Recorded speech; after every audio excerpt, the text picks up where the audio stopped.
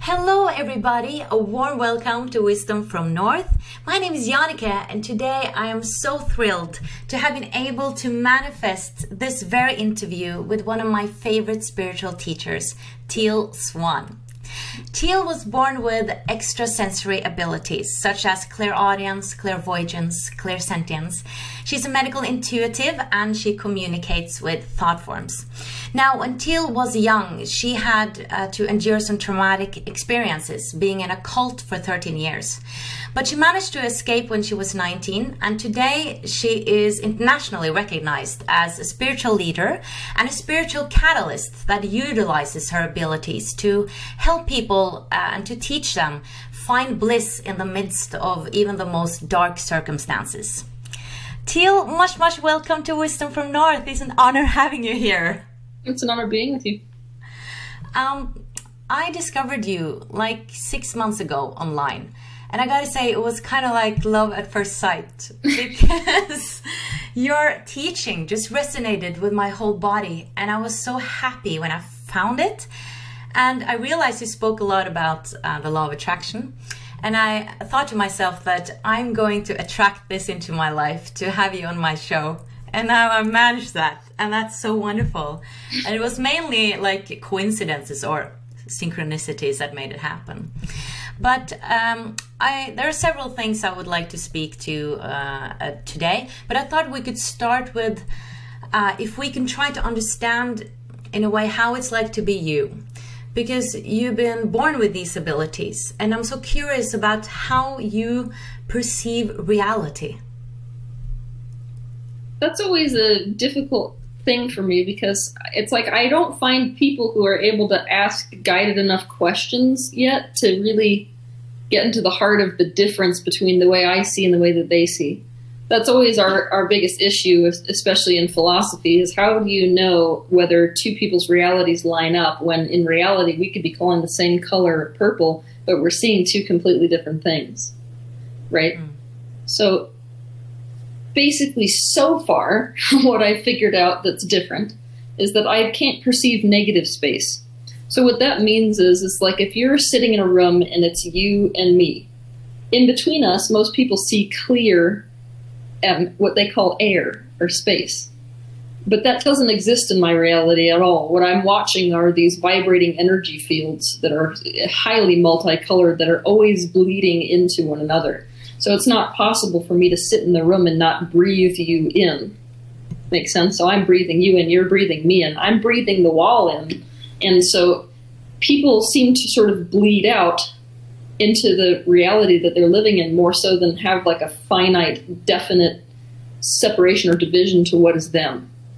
So this applies to external and internal, which is also why I work as a medical intuitive. When people are standing in front of me, and this has been the case since I was born, I'm looking at their skeleton. I'm also looking at organs, at the way that their veins are set up, at their whole nervous system. All of that is something which I don't have to focus to see. It just is what a person looks like. So to see what you look like at the skin level, which is what most people are looking at when they see the average person, I have to like really concentrate. Really? And specifically focus on that one layer so that I can see it. Well, so can you shut that off, or are you seeing through people all the time? All the time. And that was always the issue. If you want to ask what it was like for me living, it was like a basic hell, because you're taking in so much more information than the average person is, that the best way I could describe it, based on other people's understanding, is that it's like permanently living on ayahuasca in a reality where nobody else lives in that reality.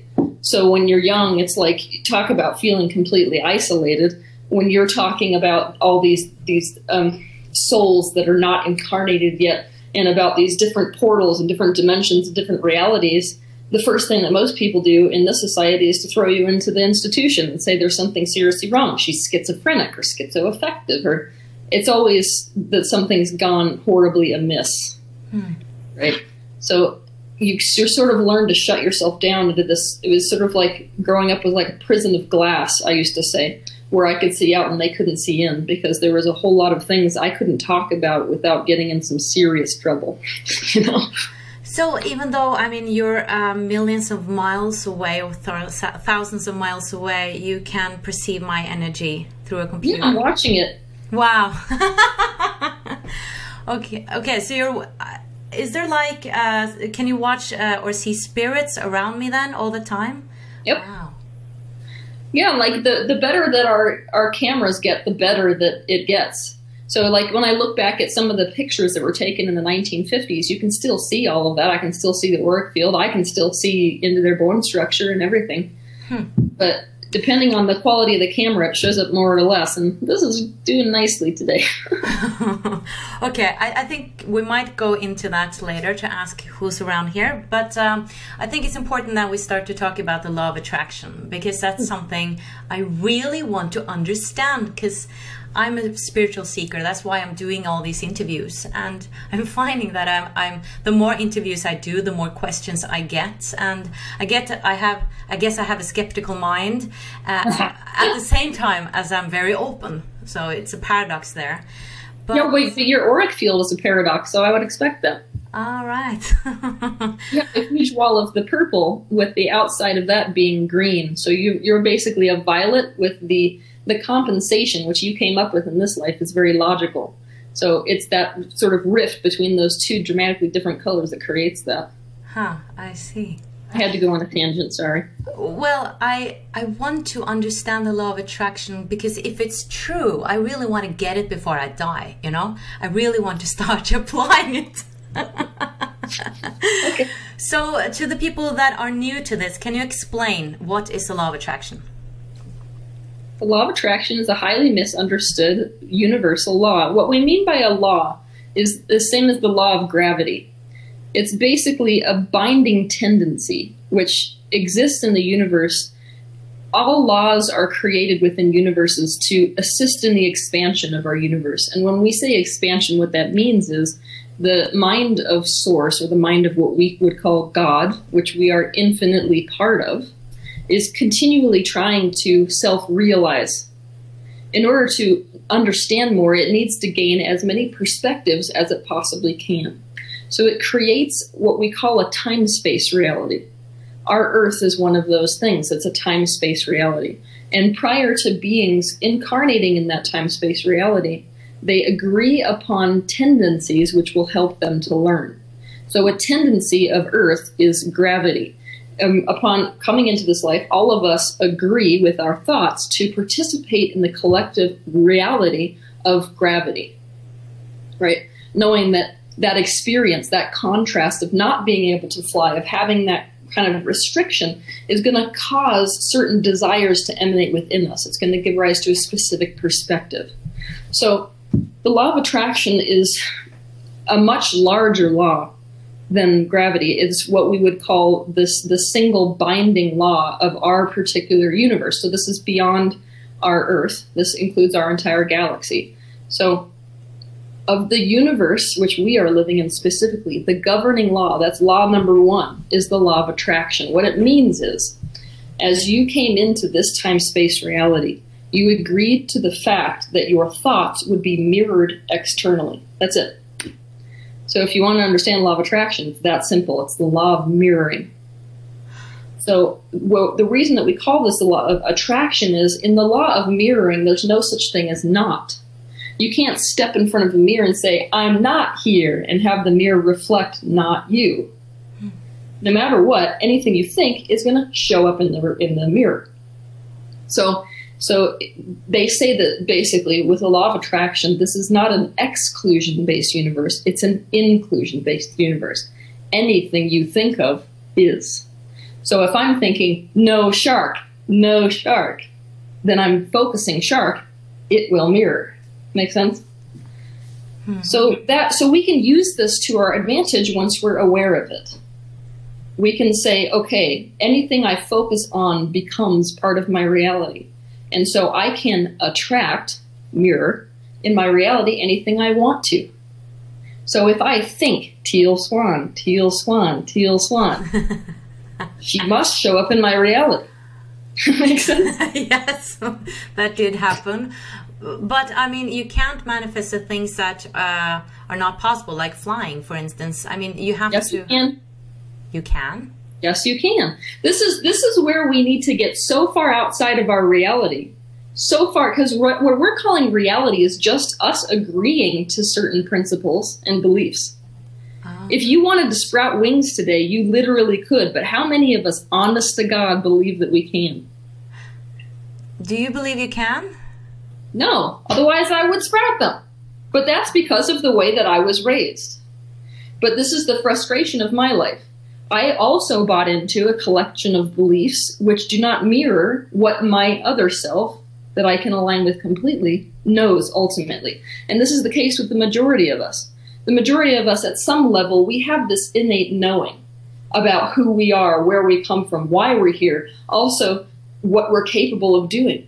Yet on the other hand, you know, mom and dad has said, those people aren't here. Stop pretending. So we have created a mental rift between what's true and what is not true. And those belief systems are so strong that it's not possible, perhaps, to break them up? For most. But this is where it gets like really skewed, because we all know that in this universe there are many things which cannot be explained through modern science, right? You have the mother who like has a 2-year-old child who gets trapped under a car, and even though she's 100 pounds, she lifts a 1,000-pound object off of her child.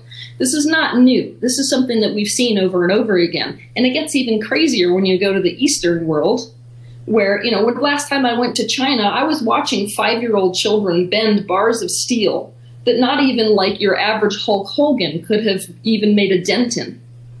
What it is that they have trained their minds to get so far outside of reality, to see this so much as a matrix, that they are capable of bending the time-space reality sub-laws which we experience. People who levitate are able to raise their frequency and their mind, open it to such a degree that the lesser laws below law of attraction no longer apply. So you could think of law of attraction, the law of mirroring, as something which rewrites all laws below it. Make sense? Okay, so how does this work with the destiny and fate? Because I've interviewed several people and written many books on how we plan our lives before we come down here. We plan who to meet, like soulmates, you know, who we're going to spend our lives with, and our purpose in life. I just don't get it to fit with this law. Okay, well, it's applying basically because our universe, the basic law of attraction, that applies to us even prior to coming into this life. So let's say you're sitting in source perspective. You don't actually conceptualize yourself as separate, but you can understand, because you can project forth thought, what the progression of your understanding might be. It's like a curiosity vibration. Well, let's see what it might be like if I could experience freedom. But you understand from that perspective that the only way to experience freedom is to understand the exact opposite. This is what we have in our world, is the world of duality. The reason we have duality is because you would choose into a life of lack of freedom so that you could understand what freedom really is. You can only understand white when you are standing in the perspective of black. That's universal law. So you choose into black so to understand white. So what you would do is you would observe frequencies, which is all you're doing. So if you watch, let's say you watch a child, or you watch a mother or a woman, okay, let's say that she's in, give me like the worst, most rundown portion of your country. Where is it? The worst place? Yeah. Like, do you have a part of your country that's like notorious for being super like impoverished and like people are miserable there? No. Well, I couldn't say that. I would offend the people. Well, I'm not afraid of it, so let's go here. Let's say that we've got, like, in USA, it's like Detroit is probably the lowest vibrational place we have. Okay. So let's say that you're watching, like, in inner city Detroit, you're watching a girl who's 15, and she decides to sleep with this guy because she has super low self-worth, and she works at McDonald's, right? So it's the lowest of the low job. So you watch her and you think, you know, she's so inhibited by her thought patterns that she feels not free. So if I go down as the child of that particular union, I will experience the frequency of no freedom. I'm going to grow up in poverty. I'm going to grow up with a mom who says, what the hell do you think you're doing? Money doesn't grow on trees. So you do whatever you can to get into that perspective, knowing that that will bring forth within you tons of desire for the exact opposite. So you will have the context needed. So essentially what you're doing is you're choosing into the vibration that's the opposite of what you want to experience so that you can comprehend it. That's that perspective thing. And anything you focus on, you then become. So what you do is you assume the vibration that makes you a match to that person, those parents. You also assume the vibration that makes you a match to the specific planets that are coming into alignment at the place and at the time of your birth. It's like everything that you could possibly associate with a person's life, they choose into that upon coming into life. But there's quite a lot that you can see from that perspective in terms of potentials. So let's say I'm looking at those particular parents and that choice. And because I'm in a vibrational reality, I can see that if I make that choice, I'm a match to this and this and this and this. Maybe at 2, my mother dies. Maybe at 4, she's a match to this. Maybe if I come in, she's going to feel even less free, and so she's going to give me up. Like, you can see these potentials, sometimes years and years in advance, even all the way to your death. But what people don't get is that you can always amend things once you're here. Amend meaning we can change it once we're here. Also, once you come down here, there are certain things you opt into prior to living. There are other things you make yourself a match to by being here. So if we understand potentials, we as humans, we like to think of life paths, like I was just describing. At 2, I get left. At 4, my teacher scolds me. At 5, I meet the guy that I'm going to marry, whatever it is. So those potentials, there are sometimes thousands, if not millions, of potentials? Branching off of just the one choice that you make to come into those 2 parents. But how is that possible with all souls having millions of options? How does that go together? Well, the only reason you would ask that question is because you're trying to apply human understanding to the source perspective. Yeah. It is not a feat at all from source perspective to have multi-billions of potentials for each living being, including insects, a blade of grass, a human. So what you're doing when you come down into this life is you are then, by virtue of your thinking, you are essentially lining up with one perspective or another perspective. One potential versus another potential. So, like, for example, my life. Before coming into this life, it was a definite potential, which I chose into, to experience the experience I did being abused so badly when I was a child. That particular reality was a vibrational match to me in multiple potentials. Now, I could have avoided it by coming down here and thinking differently. By a few little things going differently, I could have been a match to a scenario where my parents decided to take a job that was in another place, not in the place where I ultimately got abused. So it would not have happened. But because of the way that I started thinking, because of my incessant focus on my mother's panic and worry, I made myself a match to that victimhood vibration and thus lined up with the particular potential of that happening in my life. Make sense? Yes, thank you for such a, thoroughly explanation of this.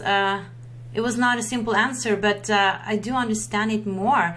It goes hand in hand, and that's what my intuition has been saying. It's both. It's not either or here. But do you think that you would have been a spiritual teacher without these experiences? No, I didn't see it in my potentials. If I was to go back, like I've done several times, and sit with the perspective that I was in prior to coming into this life, there was no potential that I saw of doing that if I did not go through that particular experience. But I had multiple potentials for this life. One of my potentials, which would have been the one that I would have gone towards if I did not experience that experience, was to be a chief surgeon for obstetrics. Interesting. So I guess a lot of people are curious about, are we supposed to be with a mate? Am I supposed to be with that one man or that one woman? Are we destined to be together? Because I just have to ask about that because, well, I see a lot of couples, or some couples, my parents, for instance. It seems like that they're just so meant to be. They met each other so early, and they have this incredible bond. While me, you know, single and free, and not, I don't know, I feel like I have another destiny in a way.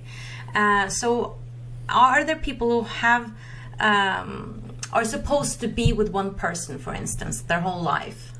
It's definitely a pre-birth intention for many people to meet a specific person and thus have that aid their expansion and progression in terms of perspective. But the major issue when it comes to this is like could be its own like series of 85 books. I'm telling you. The issue with most people is that you can't separate your current relationships from your relationship that you had growing up with your parents. And we can't sort out the relationship we had growing up with our parents unless we start going back and realizing the imprints that were made on us. So okay, law of attraction, let's just be totally honest. Law of attraction is awesome some ways. The worst thing in the world in other ways, because it's going to mirror whatever frequency we contain within us. That means if you were, let's say that you were born and then your sister was born. And when your sister was born, your parents paid more attention to her than they did to you for a little bit, like most parents do when they have babies. But that made you, for some reason, feel super replaced. That experience alone is enough to generate within you what they call an imprint. It's an emotional body imprint, where you exude the vibration of, I am unimportant. Now, because of law of attraction, it's going to be responding to that vibration within you and mirroring in your reality. That means as you grow up, men treat you like you're unimportant. Your friends who are girlfriends don't call you back. You see what I mean? And so we get awfully confused and are like, maybe I'm just completely out of luck. Why am I the only person who seems to like not be surrounded by people who care? We don't realize that it's because we have adopted that particular vibration from that experience when we were that young, that we're still having that reaction mirrored in our relationships and by the universe. So what can we do with that? I mean, okay, so let's say I'm starting to believe in this. I'm starting to see that it might make sense, you know? How can I change it? I mean, we all have these patterns, and I'm even aware of my patterns, and I see them, but I can't change them. I'm like, oh, here we go again, Jannike. I'm doing the same thing, but it's like it's solid. I can't change it. I have to, you know, climb on Mount Everest. It feels like it's so difficult to change them. Okay, I'll tell you. What you do is you get completely in touch with your emotions, and the minute you feel something that upsets you, instead of trying to make yourself feel better, we do the exact opposite. We sink back into the feeling completely, and we use our emotions like a rope attaching to our past. So imagine that. So let's go back with that scenario. You've got the sister who's born, you feel replaced, right? Now, in your future life, you're not going to have conscious awareness of that. You don't know that it's because of that. As far as you're concerned, because you're an adult now, that's normal for a kid to feel, right? So when you, like, let's say you have a girlfriend and you keep trying to invite her over, but she has, like, puts no effort towards you at all. I mean, this woman is, like, flaky, and it makes you feel sad and like you're not important to her. The minute that she doesn't show up for that lunch date, you feel those feelings arising within you. Now, at this point, you don't realize that it's the same feeling you felt when you were 3 and your sister was born. But what you do is you close your eyes, you sink completely into the feeling with the intention of feeling it completely in your body. When you do that, after you completely accept that, and it's not comfortable, I'll tell you, it's like really torture. But once you sit in that emotion for a time and your mantra is, I'm completely here with this now, you ask, when was the first time that I felt this feeling? Now, instantaneously, we have to understand intention. Ask and you shall receive. That's not like an option in this life. That's an absolute of this experience. If you ask, when was the first time that I experienced this emotion, you will experience that memory. But people store memory differently. So some people store it emotionally, and some people store it like in terms of olfactory sensation, that means smells. Some people store it in terms of images. And based on how young or old you were, you're more or less likely to get the full memory together. That means that I'm really there. I can smell it and see it and hear it and all of it. So you remain open, kind of like a bubble rising to the surface of the ocean, for that memory to come forward. So that's the point at which, if you completely surrender to it, maybe you can feel that feeling of being really little. So, wow, I can't like move my arms as well. I feel uncoordinated. That tells me right there I'm pretty young.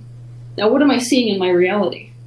Oh, I'm sitting in my room and I'm feeling ignored because my mother's with my sister. Same feeling, right? So what you do is then, after you observe this memory, then you switch into taking action on the memory. So first you sit with your little child. This is super step one. Those of you who do any inner child work need to get this. The number one action we have to take with our children, inner children, is to validate their emotion. The reason that these emotions keep mirroring is because you were never allowed to move through them. You suppressed them. So like, let's say this is what causes you to suppress an emotion. Say you went up to your mom and said, I don't like my baby sister. When can she go back to the hospital? And your mom says, you should be glad you have a baby sister. You have just suppressed that emotion. Now that becomes like this brewing thing, which is now a larger point of attraction, right? You can't move through to a higher vibration. So by validating the child who's feeling that emotion, you give them permission to move through the emotion. So what I'll do is I'll sit on my hands and knees and I'll just hold the child. We're not telling them that they're wrong. We're saying, you know what? You're right. This must feel really bad to feel like all of a sudden you've been replaced. And what you'll notice is just that permission allows your inner child to be like, okay, I'm getting better.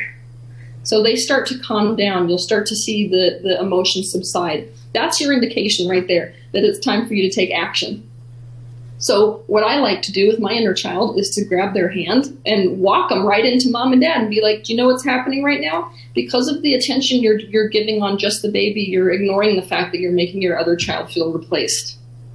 So your inner child gets to watch you defend it, right?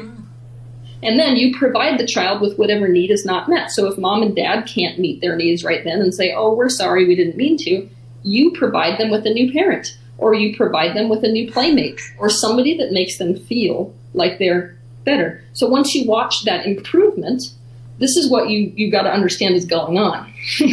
So when we are in our adult perspective, like you and me, we like to tell this lie, which is that the past can't be accessed because it's back then. Now, that may be true in a linear timeline fashion, which is like completely limited to the third dimension. The second you step out of that into the bigger reality, bigger picture, all timelines exist simultaneously. Now, this is something that science is now proving. I mean, you don't need like some wacky spiritual teacher to tell you. Science is now proving that time is an absolute observational illusion, and that timelines exist at the exact same time in a layered effect. So this is where it gets good. When you are going back in the mind, the other thing that people don't understand is that there is no separate thing between thought and thing, right? Thoughts become things. They are things. A human being is a thought that thinks, right? Okay. Yeah. So this is where it gets really good. By going back in your childhood mentally and altering the vibration of that causation, that experience, which caused all that chain of events in the future, you are altering the root of that particular branch that we would call nobody likes me. So by taking care of that, you have simultaneously changed every branch that branched off of that particular experience. That means if your friend blows you off again, you're not going to feel the same way. More than that, means that because right now the vibration you are offering is the vibration of the improvement. So it's that same feeling you felt when your child now has a playmate or now has a new parent or now has whatever. Because that's your current vibration and the law of attraction is responding to it, you can no longer be a match to people who take you for granted. Wow. That's amazing. I mean, it's amazing to hear that it's actually possible to do something with it. But I assume that it might not be that easy to perhaps find that memory, that one memory that was the root. That it might take some practice.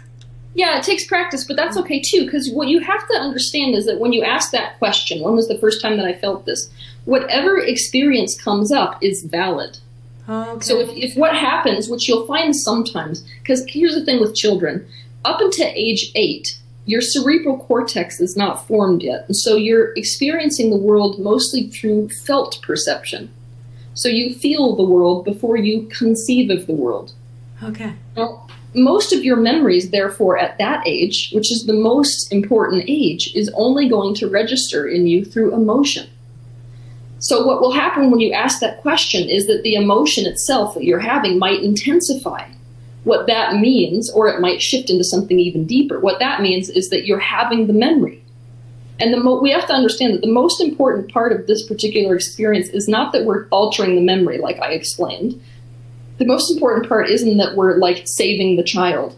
The most important part is that we're allowing ourselves to feel something which was priorly suppressed.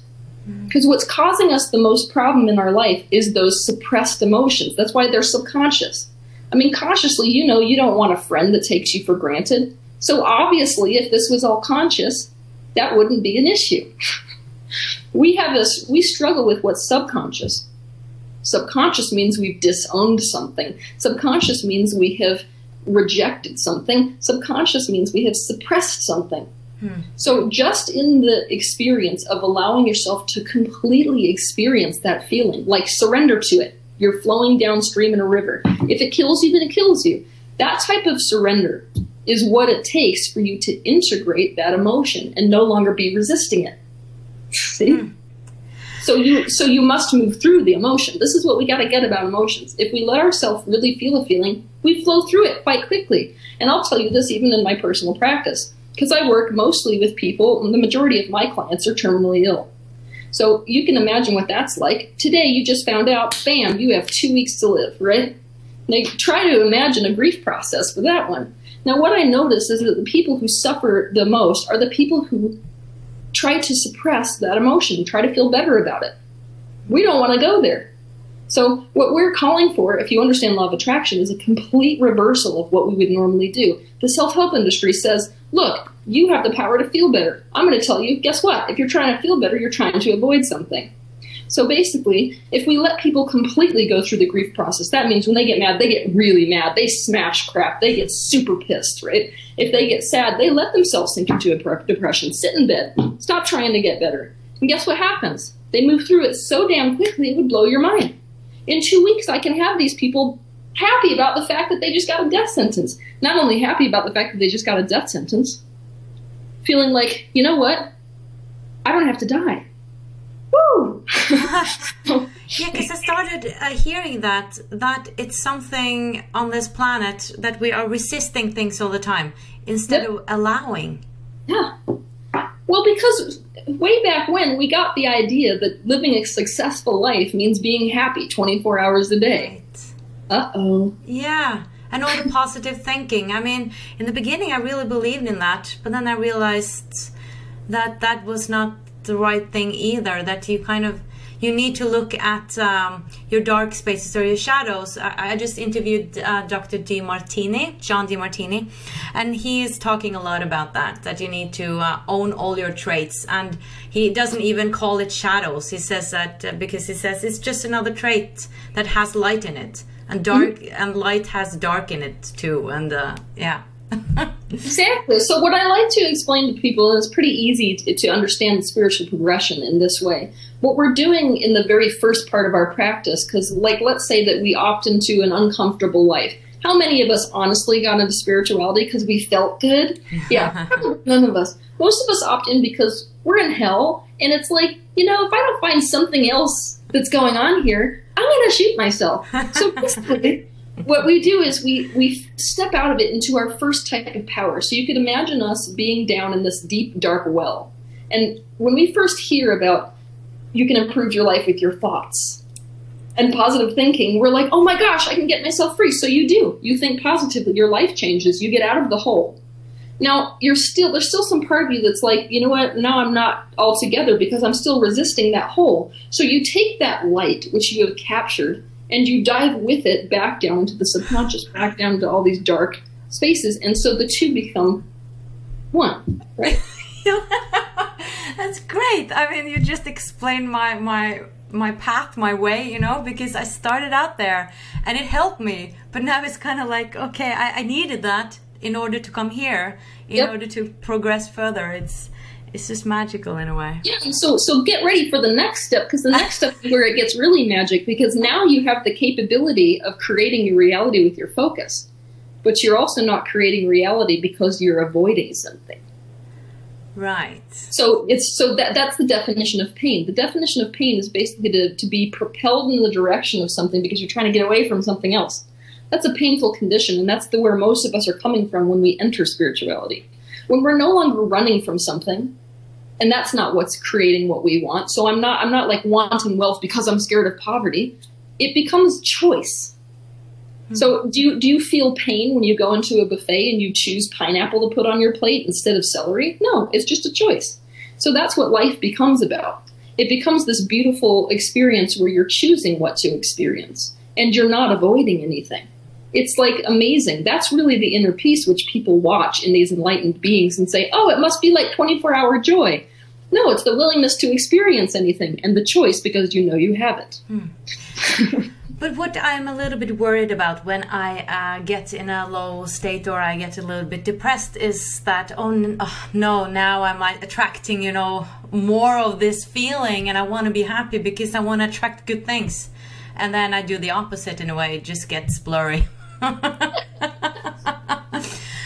So that's the time where I need to be in that feeling and really pay attention to it, right? And work on it. This is a common fear, a super common fear. I hear that one all the time with people who understand that they create their own reality. The thing is this, if you're trying to not focus on something that your mind is focused on, which it is if you're feeling bad, then you're resisting what you're focused on and you're focused on it more.